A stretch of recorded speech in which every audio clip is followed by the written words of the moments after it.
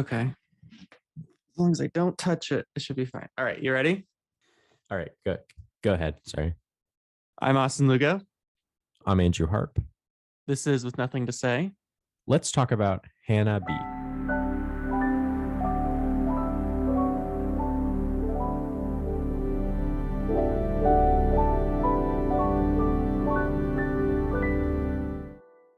It's been a long time I since don't we've remember. podcasted. When's the last time we It was podcasted, just like a Andrew? bit of a hiatus, I would say. Maybe like a few months, few month hiatus. Been busy. Yeah, we just had Been other things you got to a do. lot of And, things to do. but it's fun to be back. It's cool. Yeah. Yeah. Yeah, we're I, back. I personally I'm myself excited. haven't been I'm watching a lot pumped. of movies, at least as much as I have been like this past year. Yeah. And I think Kitano is a good director to get into to get over that slump, I would say. Yeah, for sure. It's been a hot minute since I've kind of dedicated to watching a movie. I mean, I've been watching them like every now and then, but I've been busy. We've been so busy. Yes, Got to sir. get back into it. I'm Yeah. pumped. I'm ready. Yeah. So, what is this movie about, Andrew? You're gonna have It's to like a do a lot of explaining. why? What's wrong? I don't know. I don't fully understand this movie. You mean you didn't like it? No, I liked it. I just don't get it. You mean just like basic plot stuff or like Yes, what the I movie's don't get about? basic plot stuff. Well, what are you confused about? What's like the number one thing you're confused about? I don't know. I Okay. I guess like. we'll get into it. I mean, I don't know. I mean, I guess I understand. Like, there's this guy, and Yeah. he owes a loan shark money, and so he Yeah. robs a bank, Yeah. and then like they still come after him. But then there's Yeah. also the other guy who's a Who becomes painter. yeah, his partner who becomes yeah, he loses his legs. And how does he lose his legs again? He's shot At the beginning of the at the movie when he's beginning. shot by a guy. Yeah. Right. Okay. I don't know why I struggled to grasp the plot of this movie. I've spent most of this movie kind of confused. It's a very floaty movie, Yeah. but it's a very beautiful movie. I would say it's a very effective movie, but we'll get into it. Here's some important context though about this movie. So this movie, Hana-Bi Fireworks, released in 1997, directed by Takeshi Kitano. So Kitano's an interesting guy because before he started directing movies, he was actually already very famous. He kind of has the same kind of trajectory as someone like Jerry Lewis Okay. or like Mike Nichols. He became famous in Japan, in his country of Japan, for being a comedian. I believe he was in a comedic duo, Oh, okay. like Martin Lewis. Yeah. But then after that, he became very famous as like I said, like an actor. He's acted in a bunch of movies. He's a Mhm. comedian. He's a television host. But then he started directing movies, and that's probably what he's most known for internationally. In Japan, I think he's known for a lot of different things. You know what I mean? Yeah. Like he's like a cultural, Icon. like I think touchstone. Yeah, he's an Yeah. icon there. But I think internationally, he's just known for his movies. But this movie I think is particularly important because it won him the Golden Lion Oh shit. at the Venice International Film Festival, and I think Kitano even says that like with that award it kind of helped him establish himself as like more of a credible filmmaker. Even though at that point, I believe Hana-Bi is like his like fifth or sixth movie or something like that. And Okay. I mean, and I would say that like even before Hana-Bi, he has made movies that are better or about as good. Um, but like with that award, he became a acclaimed filmmaker. But another piece of context is that this movie was released in 97. In 94, Kitano got involved in a motorcycle accident that Damn. partly paralyzed right side of his face. Oh. Another important thing is that, of course, in the movie, you see a lot of paintings. Yeah. Those are all Kitano's paintings that he painted after he got into his accident. Wonderful painter. They're very like amateur paintings, but I like them. They're Yeah. very good. There's something like even though they're very amateuristic, but there's something very creative about them. Like there's something strange and weird. It kind of almost a little David Lynchian, like in his work, how his like, you know what I mean? Because like David Yeah. Lynch's work, like it's pretty like amateur drawings too, but there's something like just kind of out there about his work. And I think Yeah. even though this one's not as like his work isn't as dark or it still has that surreal quality to it, I guess. It's kind of They're all over the movie. They're like on the walls of every like mhm, interior in the movie, like a bar, a they're hospital. everywhere. They're everywhere. Yeah, and like I said, those were made after he got into his accident. Other thing that's important to point out, Kitano, is that he directs, writes, edits, and stars in his movies. So So much. He's got so much yeah, going on. yeah, yeah. He's got a lot going on.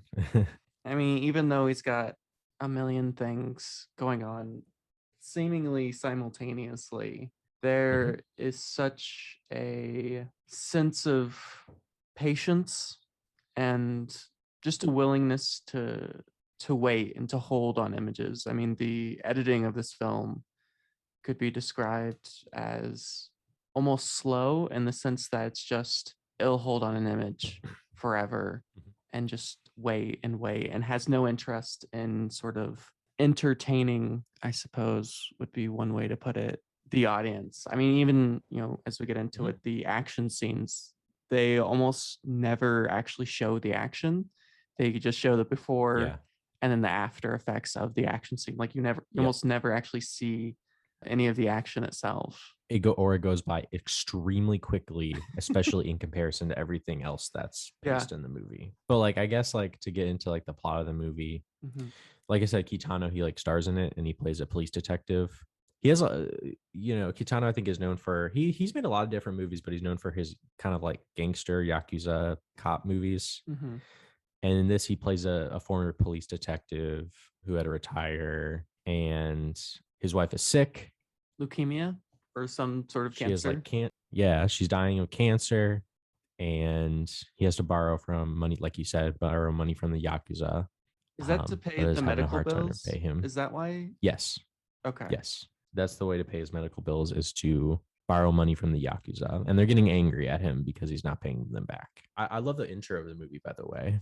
That little intro with like the music and the editing. I just love that part of the movie where it like opens up with like I think like a painting and like with the music and everything, and you get the title card, like the beautiful title card, and it's like on a bridge, I think, like some like bridge. I don't know what bridge it is or what city. I just love that intro, but it's indicative of the way Kitano's movies are, where it'll like kind of like cut on, it'll kind of like spin around on a dime, where it'll like cut to like Kitano's character like at his car, and these guys are like eating sushi on his car, and then and then he fucking like beats them up in a second, and then the guy is like Yeah. washing his car because they were eating like food on top of it, and no dialogue is Yeah, exchanged, and in fact it's very little dialogue is exchanged in the movie. so little dialogue, especially between him and his wife. I'm trying to does the wife ever say Yeah. a single line of dialogue? I can't really think of, oh, at the very end. Yeah. Just one line of dialogue, which is really intriguing, especially since I mean, no one in this has a whole lot of dialogue. It is mostly shown kind of through not even action so much. It's almost in a lot of ways it's a movie about the things that aren't shown, right? The things that aren't seen, the Yeah. things that are kind of behind the camera. It's sort of self-aware in the sense that it is a movie, like not only in the sense of how it refuses to show actions, but almost all of the kind of the big moments in this movie, all of the kind of climactic moments, especially in the end, which we'll talk about later, they're all off screen. It's all kind of insinuated, suggested, but rarely does he Yeah. actually show what's going on. Or, you'll have these kind of jumps in time again where you're kind of missing what would traditionally be like the big moments of the film, like the main action of the film, which I think is part of the reason why upon first watching I was a bit confused. Yeah, the jumping in time Yeah. is a little confusing. There's this incident that basically haunts Nishi, right? It's the incident where he's a detective and he's with his all of his guys, and they have to track this guy down. Yeah. And this scene, like we talked about, kind of jumps around throughout like the movie, Mm-hmm. so a little confusing. But basically the idea is that Nishi and his partner Haribe, they have to track this guy down. So like there's the stakeout where they're trying to find the guy. I think he said he committed a massacre or like a rampage or Yeah, something something like like that. So that. like they got to get this guy. So they're like staking out his place, and they talk about his wife too, about seeing his wife Mm. right in the Yeah. hospital, because they're all worried about his wife and him. And then at one point, Haribe, he agrees to do a stakeout while Nishi goes and sees his wife in the hospital, Mm-hmm. and the other two guys leave. So he's like by himself doing the stakeout, which I mean, you know, you can kind of figure at that point that like, oh, something bad is going to happen to him. Yeah. And of course, that's when the guy gets shot and ends up in a wheelchair. And that's kind of Man, I love that cut where like Nishi the is in, lighter. where he's no, yes, with a Yes. cigarette. Yeah, Yes. when he's smoking a cigarette, like where Nishi goes in and he sees his wife, and they both don't talk at all. They're just like sitting there, and then right when he lights his cigarette, like there's like a very quick shot of a gun getting shot, and you see Haribe getting shot. Crazy. It's wonderful. It's amazing. Just overall, I mean, the editing in this is just absolutely brilliant. But I mean, that moment It's so good. is just like the first kind of like really thoughtful edit. They're like, oh shit.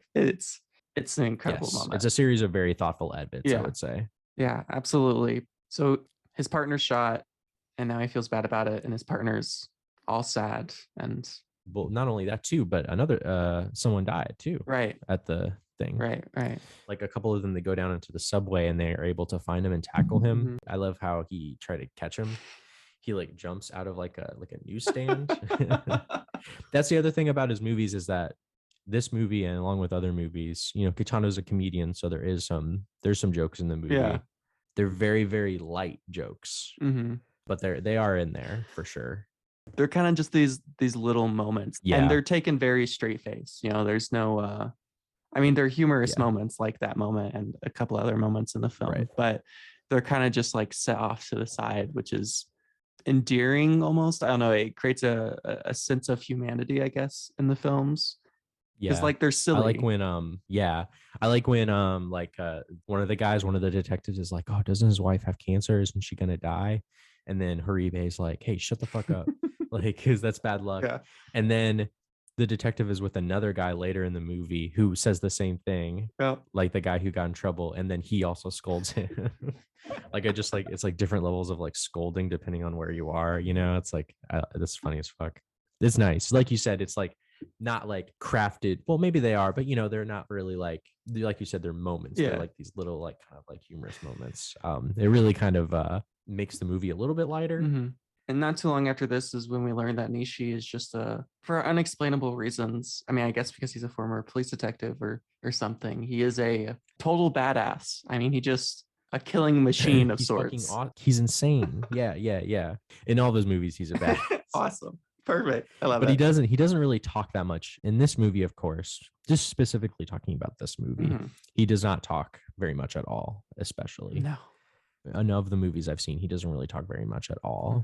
He really kind of just lets he really just kind of lets his being kind of say what needs to be said, you know, when he's like sitting down. Or I love his like sunglasses. He wears a lot of sunglasses a lot through the movie too, and he's got these like crazy looking his fits in the movie are great. He looks great. And even just behind the sunglasses, I don't know, like Kitano, he's a good actor. He's maybe not like the greatest actor in the world, but I don't know, he's able to convey like a lot of like pain and I don't know, suffering, even when he's just kind of like sitting and wearing sunglasses. Yeah, there's a lot of nuance in his performance. He doesn't really smile much or at all in the film. No. He kind of does have almost a stone face look like 90% of the time. And yet, despite that, despite the fact that seemingly he's almost expressionless, and on top of that he's wearing sunglasses, right? So you're hiding kind of like the main, I think, mechanism. It might also be because he's still a little self-conscious about his paralysis. Sure, yeah.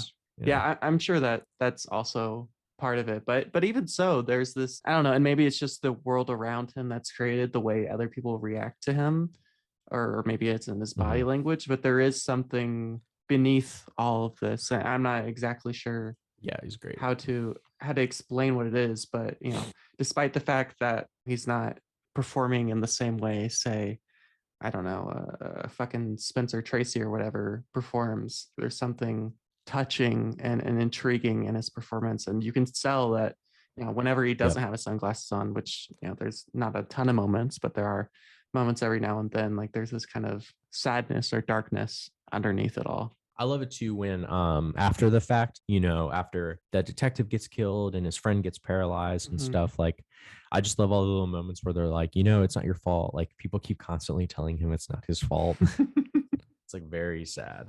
But he very much believes it is his fault, which I mean, like, right. He feels super bad. Yeah, which I understand. I mean, it's not his fault, but then again, it kind of is. It's not his fault, really. I guess.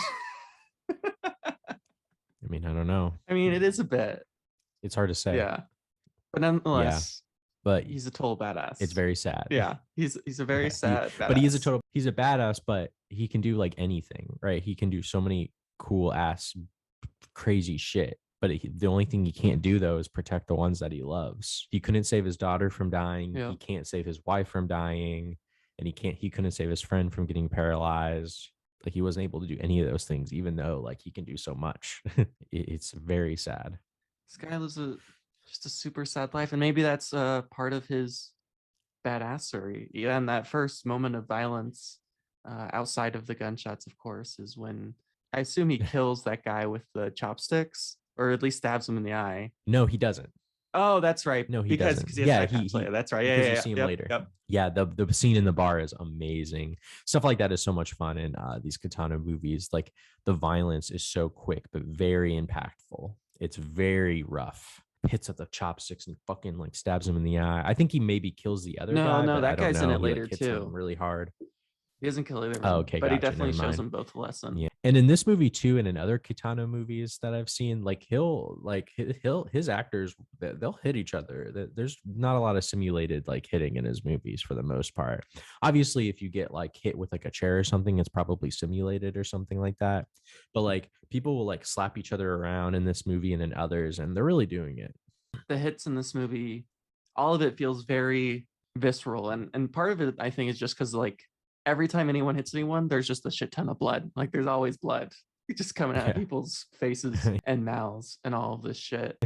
I love the moment where they're like two of the guys are standing at his car. Again, Mm. they keep trying to like threaten this guy, which I don't know why they keep trying when this guy's clearly Yeah. just beats the shit out of everyone that Yeah, he threatens beats him. he beats every yeah, he's so good at beating up everyone. But they're like threatening him, and Nishi just like punches the guy in the face. The guy falls to the ground, and then he like Yeah. drops a knife like right in front of his face, and he like Yeah. catches it right before. It's Oh, it's so good. amazing. Yeah, I love that. That's a good moment. Yeah. Yeah, he's so fucking cool. But he's so sad. Like he does everything with such melancholy and such sadness. It's just yeah, once again, like that character, it has so much baggage, but he doesn't really have to say anything to really like convey Mhm. it, which once again I think is just, I think a testament to just, the writing and just the acting overall, as we've discussed. In the very next scene, we learn that, or at least from my perspective, you kind of assume that his wife is not going to make it through, right? It's just going to pass away. They never go out and say it, but between his conversation between the doctor and him, like it's very clear, like he's like going on a trip and do all this stuff. And I think it's Yeah. interesting how much of this film, not only do they visually kind of avoid the action or the main events of it, but no one ever Mhm. seems to be talking to each other. They're kind of all talking around each other. Like no one ever kind of talks about the things that need to be Yeah. talked about, which is a very surreal experience. And I think Mhm. it adds to his sense of isolation, right? No one really talks to him, even his wife, right? There's almost no conversations between him and his Yeah. wife. And as a viewer, you feel his sense of isolation because you kind of everything's kind of happening around you in this weird sense of time dilation and the way you experience the Mhm. film. It's a very lonely existence, I suppose. Scenes in the movie are also very short. They happen very quickly. Like a moment will just happen in a second and then it'll disappear. Like I'm thinking of like the introduction of the guy that he buys like all the cop car stuff from.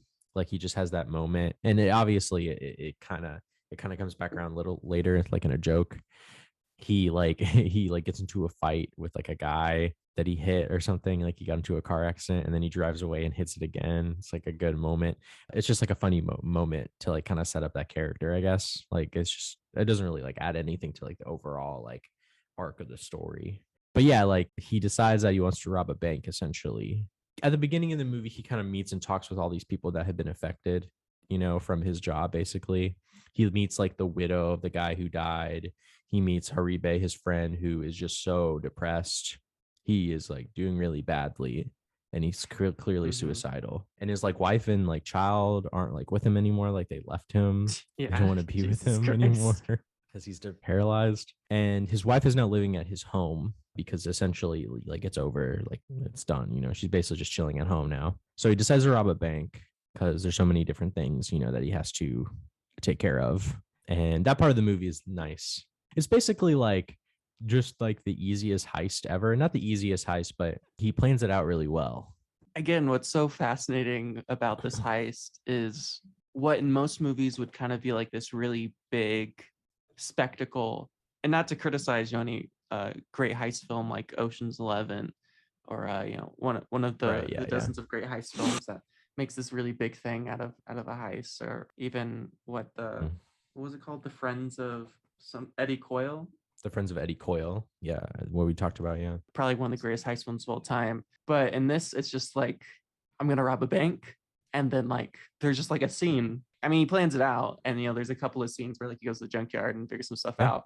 But in the end, like the whole heist is probably like, what, 2 minutes on screen? I mean, Him he just walking in. walks into a bank, Yeah. dressed as a cop, grabs the money, and then drives away. Like there's no like, I guess perhaps you could say like this film refuses to be It's saccharine or to dramatize anything. Like it's just like, it's a bit of a genre subversion, I think, from like just kind of like typical cop yakuza heist stuff.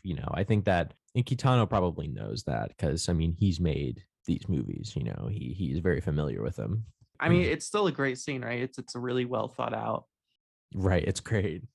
There's no dialogue. No dialogue. No, nothing. It's just like buys a taxi, he paints it, and he fucking drives Mhm. off. He goes to a bank, and then he just robs it. Like no one makes a fuss. There's no like big chase scene or like people yelling or Yep. screaming. It's just like this little couple minutes on the screen, and it's just like the problem is immediately solved. Like it's worked out.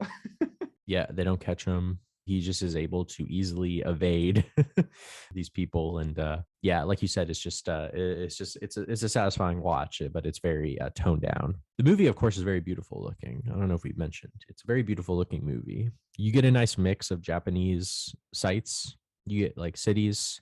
You get like more mountainous regions. You get like valleys and beaches. I think Kitano likes to do that. I think he likes to kind of like have like a variety of backgrounds, like in his movies in Japan. Like he doesn't just want to focus on like a city. He wants to focus on like them going to a city and then a beach. And then like, of course, later on in the movie, they're out in the snow. You get like just and he's able to, I think, frame everything very perfectly. Yeah, the film, it has a large variety of textures almost to it, right? Like, again, you talk about like, it goes to the beach, but then there's also the snow, and then there's the city, and there's country life. It feels like you get a very full view of this world that he's created without ever being inundated with like, oh, here's like, here's exactly where this building is, or here's where this person lives compared to this person. Like it's just like, Yeah, it does. Yeah, it just feel like we like really kind of travel around a lot. And I mean, the movie's less than 2 hours, so it's kind of great how he's able to kind of like really jump around a lot very fluidly. yeah. And the second half of the film, a lot of the second half of the film is him. It's just him and his wife. Wife, right? Is it wife? Wife. Okay, wife. I don't know if like it was girlfriend or wife or partner or whatever. Uh Anyways, it's just him and his wife just like chilling out. And They're fucking chilling. it's a lot of chilling. Like there is a lot of chilling going on.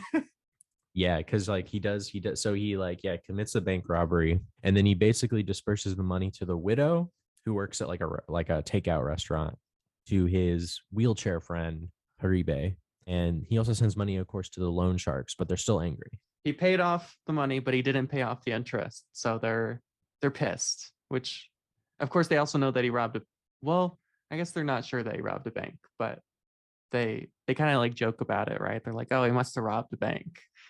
They're like, Yeah, "No, yeah, he they would joke never about do that. Like, that." how is he able to pay us? Yeah, But of course, they're loan sharks, so they're not going to be happy no matter how much yeah, you pay or them. more. Yeah, it's probably a good time to kind of talk about too about his friend Haribe. That's kind of like the whole section with like a bunch of different interesting parts where he confides to him. Haribe confides to him that like he wants to like take up painting because he's not doing anything. He's just sitting around. And I think Nishi sends him paint supplies, and he kind of goes on this little journey where he's like painting all these different pictures and stuff. he's like wheelchairing around, and he like there's that scene where he sees all the flowers, which is a very like out there scene, honestly, but it's a good one, I think. I love that they kept that scene in because it doesn't necessarily add much to the plot at all. It's a long scene, probably a couple minutes long, where it's just like flower painting, painting, painting, and um, it's not adding like anything. It's not moving the plot forward at all. But it doesn't matter. I mean, it's a beautiful scene. It's a beautiful moment. The music in this is absolutely wonderful. Yeah, music by Joe Hisashi, who's the Studio Ghibli composer. Oh, okay. Yeah, that makes sense. I thought it was pretty familiar, but it's a beautiful moment, and for a film that's so patient, even though it's as patient as it is to be willing to kind of take this moment to consume these images is it's fascinating and interesting and brave, Andrew. It's very brave. Yeah, it's brave. Yeah, I agree with you. No, I agree with you. It's a very nice, like you said, it's like you've already said. It's a very good moment, and I like that character. Sometimes whenever he appeared on screen, I couldn't help but laugh a little bit because it's just so kind of like for me, kind of like funny, just how like fucked up his life is. You know what I mean? Like, Hilarious. just like yeah, it's just kind of like I don't know. It's very movie-y, I guess. Yeah, Like just yeah. kind of like a character who's like paralyzed and his wife and his daughter left him and he's got nothing and but he takes up painting. Like I don't know, there's something kind of dramatic about that, but I'm okay with it just because like obviously the paintings are very personal to Kitano. He likes them a lot. I like them. I think I like how they look, and I think that character is probably one of the very few I would say good arcs, like positive arcs that happens in the movie, where by the end he sort of I guess symbolically decides not to kill himself basically. Which of course juxtaposes our main characters who have this very long romp and they're traveling to all these places, all these different beautiful locations. And of course, that scene doesn't end too happily. But even with this, right, you can see that Nishi has this dark side, which of course we've seen multiple times before. But even like there's the guy that's just skipping rocks, and he talks to like the wife, and he's like, "Hey, those flowers are He's dead." like bullying her, yeah. Yeah, I mean, he's not the nicest guy in the world, and then Nishi just like beats the shit out of this guy. Yeah, he destroys him. He really wallops him. Yeah, he doesn't give a shit. Just doesn't give a shit about anything, and he like punches him in the face, and then he basically just waterboards this poor man. Yeah, he gets him. And of course, we have one of those other silly scenes, right? The mobsters, whatever you want to call them, loan shark people come back, The Yakuza. the yakuza, and this guy's like sitting near the ocean or whatever, like waiting for his clothes to dry out, and you just watch him like sprint off again, like Yeah, he runs away. just like a little silly moment. There's like not much taken into it, and of course, they're threatening him and they're being all mean or whatever, and he just obliterates them again. It's a good time. Yeah, like you said, the Yakuza are after him because they needs to pay off his full debt. But also the detective guy from earlier in the movie is also looking for him because I think he knows that he robbed a bank. So he's investigating, trying to find him as well. And while, like you said, like he and his wife are kind of hanging out in the countryside, probably just trying to like get away from everything and have like, a good time with his wife. They, eat food, they hang out at the beach, they light fireworks. You have that funny moment where he lights a firework and it doesn't go off, and then he stands by near it and it goes off. They're just kind of chilling. They go up into like the snowy mountains and they stay at like this like nice place. They're just she runs over his hand Oh, jeez, yeah. one time, which is funny. She falls through the snow. Like, it's just really just them kind of like hanging out. And it's chill as fuck. It really is. I mean, it's about as chill as you can get. And I'll admit, personally, I found the second half to move a bit slowly because again, there's very little dialogue. There's not a lot going on.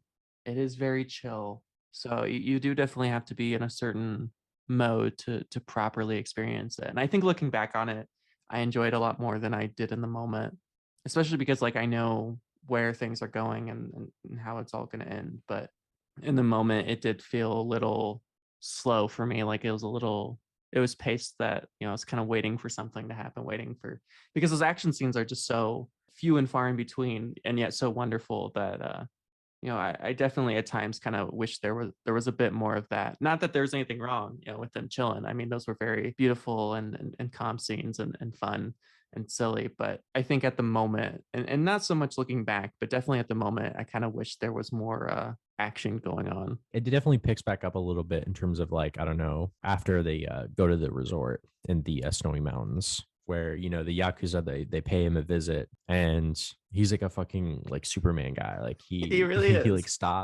like stops from being shot by put his like finger in like kind of like the in the gun, which is great. I've never seen that in a movie before. Where he like yeah, he's able to like stop a gun from like a gun from I Firing. forget the thing. It's the thing that you It's pull you back cock it on. back and then like yeah, he puts Yeah, it like in that yeah, thing. yeah, yeah. He's able to stop Fucking it, insane. and then he like beats up that guy, and then he goes. The movie's kind of funny too, because one thing about these yakuza cop movies is that they build up that one henchman yakuza guy with like who wears like the white turtleneck. They build up that guy as like a badass like henchman guy, and you think he's going to have like a bigger part in the movie than he does, because like these movies always build up like like a really badass henchman guy who is probably going to battle like our main character. Yeah. But what he does, Nishi does, is that he goes inside of the car where the boss and all of his henchmen guys are, and he just fucking murders them all. Immediately. He immediately Just in murders them. 2 seconds, he just like shoots everybody, and even the main henchman guy, who you're assuming like, oh, there's going to be like this big showdown between the two of them. No, there isn't.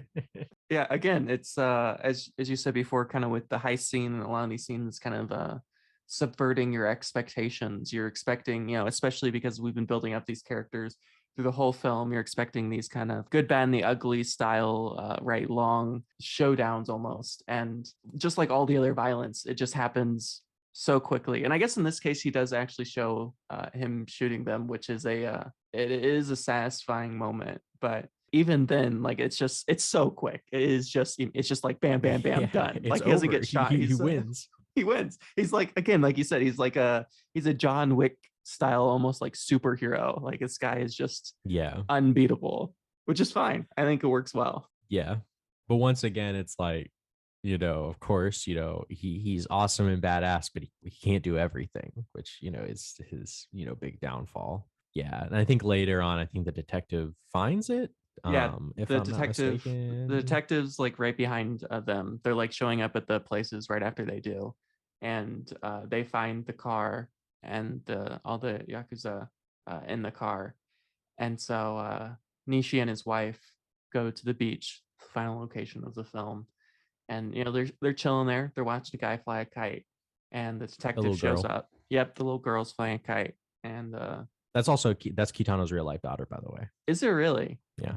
That's cool. I love those kind of little things. That's a nice little touch. Very nice. And the detectives show up, and so Nishi's like, I know what's about to happen, and so he asks for a few moments, right, a few final moments with his wife, and of course you see him load his gun with 2 bullets, so you know what's about to happen. Especially because like a bit earlier they show the suicide picture, which is like light and dark and snow and suicide, and so you get what's about to happen. Yeah. And of course the music swells. You see the two of them watching the kite, and we pan away from our characters, and it's like this beautiful final moment. Yeah, you think it's gonna end. And then you hear those 2 shots. Wow, what a great ending. It's so silent at that moment. I forgot to talk about, even though there's this wonderful music, along with there being very little dialogue, is it's just a extremely quiet film. Like that scene that they repeat a couple of times where his partners get shot and killed. That scene is completely silent, right? It's just complete silence running under it, and it's such a disturbing and surreal feeling. And at this last moment, right after you hear those gunshots, like the only sound is the ocean, and it's intense. It's it's a really intense final moment.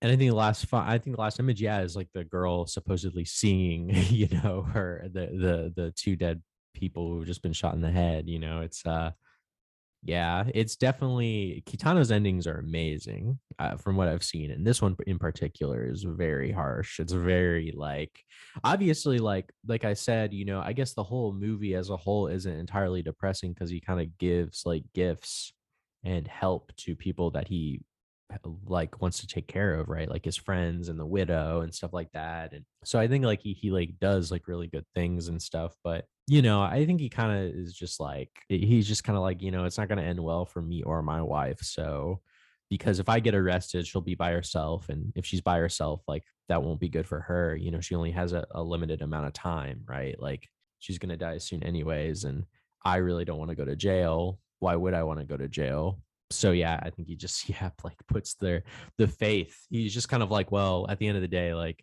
she's gonna die and I'm gonna die, so I might as well speed up the process, I guess. And yeah, it's just like it's not really like a sad thing. It's more just kind of like a final thing, I guess, like a conclusion almost. Obviously, it is suicide and it is sad, but it's just kind of like I don't know. He's like thought it through almost, in a very like yeah, kind of sick way. I don't know.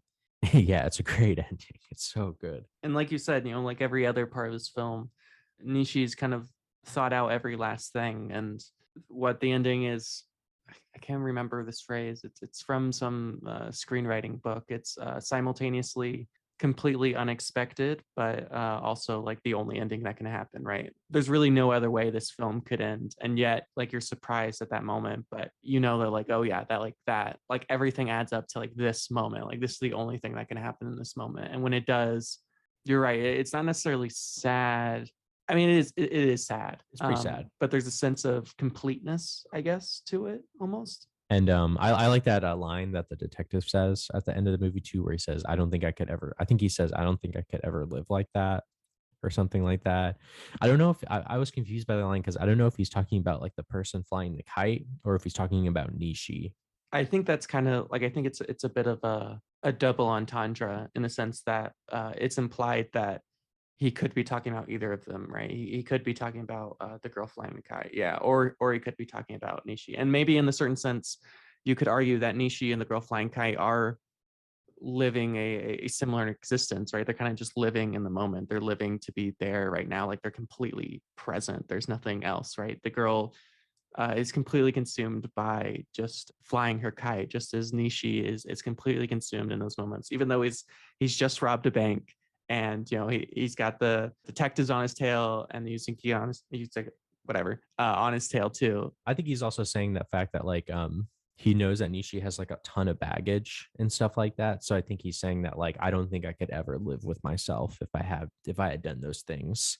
You know what I mean? I probably would have killed myself too. No, absolutely. I think you're completely right. It's again a very sad, touching, yet fulfilling ending. So final thoughts and rating for the movie, Andrew? Great movie. Really good. Just really looks good. I think it's nice and patient and slow, but also, when it wants to be like really punchy, I think it succeeds in that. Yeah, I mean, it's just really solid. I don't think it's perfect, but it's quite fantastic. There's a lot of, Kitano made a lot of movies, so there's a lot to look through. I would give it a pretty high up there 8. It's very lovely. It's a very lovely movie. I completely agree with all of your sentiments about the film. It's a very beautiful film, although a bit depressing. As I said before, I think my biggest complaint is it does run a little bit slow for me at times. But again, kind of looking back on it and rewatching it today as we discuss this film, I think it does run at a bit of a faster pace. I think I'm going to go with a similar 8 out of 10. This is the first of his films I've seen. I definitely want to get more into his stuff. He seems like a very interesting filmmaker, so I'm excited. I'm pumped. All right, y'all. Thank you for listening. We're excited to be back. We're excited to do a lot more of these. You can find everything I do at Austin Lugo 12. Yeah, me on Twitter at adharp24. I'm also on Letterbox at Retro Andrew, RETR0 Andrew. And you can find everything that we do on Instagram, TikTok, YouTube, and Letterbox at Theater42 or With Nothing to Say. And until we meet again.